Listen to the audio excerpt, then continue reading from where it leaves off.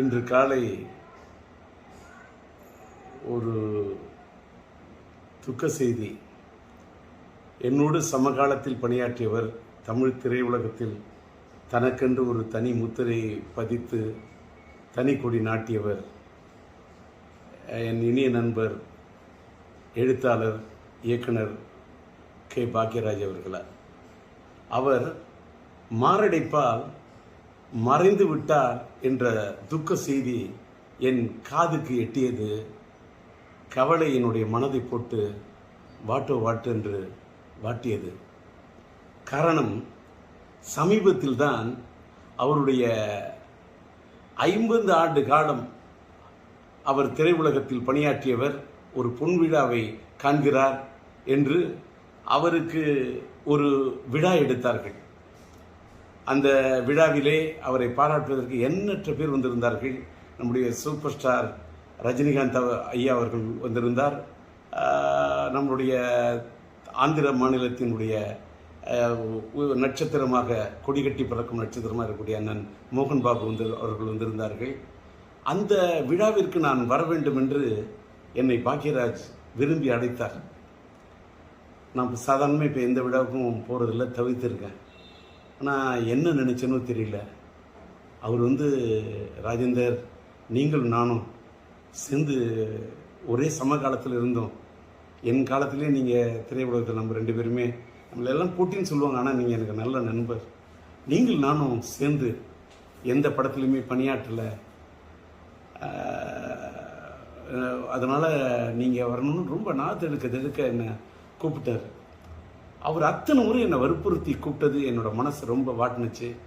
சரின்னு சொல்லிட்டு அந்த விழாவில் போய், சமீபத்தில் தான் அந்த விழா நடந்தது. அந்த விழாவில் போய் மனதார மனசு விட்டு அவரை பாராட்டிட்டு வந்தேன்.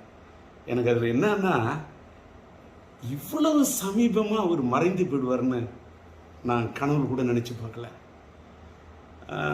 ஆனால் ஒரு சின்ன அவர் மறைந்து விட்டார் என்பது துக்கம் தாங்கலை, நெஞ்ச வாட்டுது. ஆனால் ஒரு சின்ன ஆத்ம திருப்தி என்னன்னா, ஒரு மனிதன் மறைந்து விட்ட பிறகு இன்னைக்கு நான் இரங்கல் செய்தி போடுறேன், எல்லாருக்கும் ஆறுதல் தெரிவிக்கிறேன்.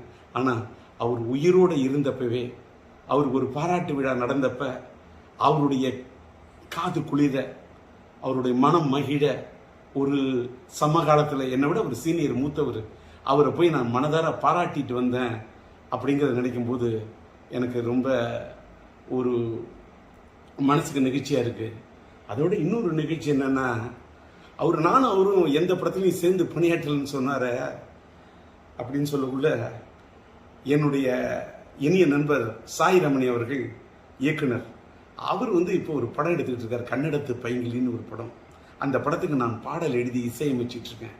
அந்த படத்தில் ஒரு கதாநாயகனுடைய தந்தையார் கதாபாத்திரத்திலையும் தாயார் கதாபாத்திரத்திலையும் நம்முடைய கே. பாக்யராஜ் அவர்களையும் பூர்ணிமா பாக்யராஜ் அவர்களையும் நடிக்க வைக்க இருக்கிறேன் என்று அவர் சொல்லிவிட்டு, டி. ராஜேந்தர் பாடலாசிரியர் எழுதி இசையமைக்கக்கூடிய இந்த படத்தில் அவர்கள் இருவரையும் இணைப்பது என்பது எனக்கு ஒரு பெருமைக்குரிய விஷயம் என்று சாய் ரமணி சொன்னார். அந்த படத்தின் படப்பிடிப்பு நடந்து அந்த படப்பிடிப்பு நிறைவடையக்கூடிய சூழ்நிலையில் இவர் இப்படி ஒரு முடிவுரை எழுதி விடுவார் என்று நான் நினைத்து பார்க்கவில்லை.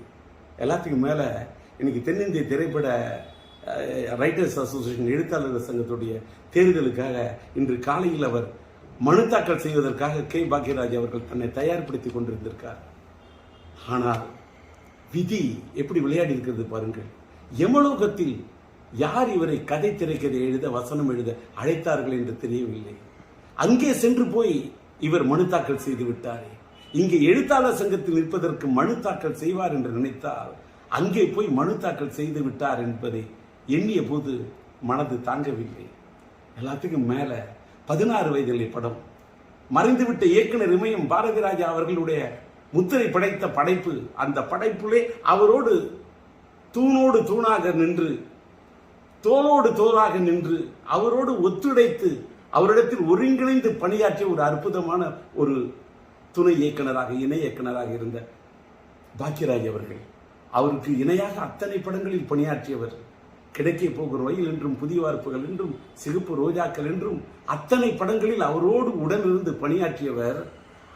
அவர் அந்த இயக்குனர் இமயம் சாய்ந்து மறைந்து, அது 10ஆம் தேதி என்று நினைக்கிறேன், 16 நாட்கள், 16 வயதிலே அவரோடு நட்பை ஏற்படுத்திக் கொண்டு பணியாற்றியவர். அவர் பிரிந்து விட்டார், அவரோடு பணியாற்றினேன். அவர் பிரிந்து 16வது நாளிலேயே நானும் பிரிந்து விடுவேன் என்று. இன்னைக்கு 27. இந்த மண்ணை விட்டு பாக்யராஜ் போறாருன்னா 16 வயதினிலே அந்த படத்துல அதுல இருக்கக்கூடிய எண் 16. தன்னுடைய குருநாதர் மறைந்து நாட்கள் எண்ணி 16, அதில் என்னை விட்டு சென்று விட்டாயே என்று போய்விட்டாரே, தாங்கவில்லை. சுவரில்லாத சித்திரங்கள், அவர் எடுத்த படம் சுவரில்லாத சித்திரங்கள். இன்றைக்கு சுவர் இல்லாவிட்டால் சித்திரம் இருக்காது. நீ இல்லாவிட்டால் தமிழ் உலகத்தில் எங்கே சித்திரங்கள் இருக்கும்? நீ எடுத்த படம் ஒருகை ஓசை, ஏன் இவ்வளவு திடீரென்று நினைத்து விட்டாய்? நின்று விட்டது உன் குரல் ஓசை. நீ எடுத்த படம் மௌன கீதங்கள், எங்களை பாட வைத்து விட்டு சென்று விட்டாயே, ஏன் சோக கீதங்கள்? நீ எடுத்த படம் தூரல் நின்று போச்சு, எதற்காக இன்றைக்கு உன்னுடைய மூச்சு நின்று போச்சு? நீ எடுத்த படம் முந்தானை முடிச்சு, ஏன் நிறுத்தி கொண்டாய் நீ விடுகின்ற மூச்சு? எங்கே நின்றது உன் பேச்சு? தாங்கவில்லையே, துக்கம் தாழவில்லையே, எங்கே போய் சொல்வது?